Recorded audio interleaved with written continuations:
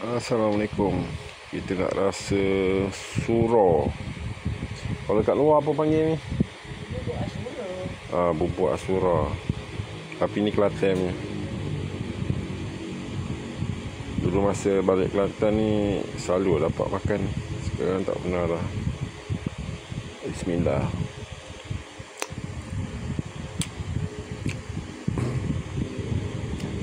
Kalau Kelantan punya ni, dia rasa macam berempah.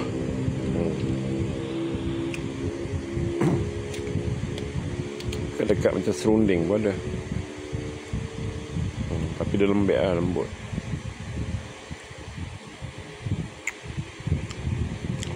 Asyura Kelantan.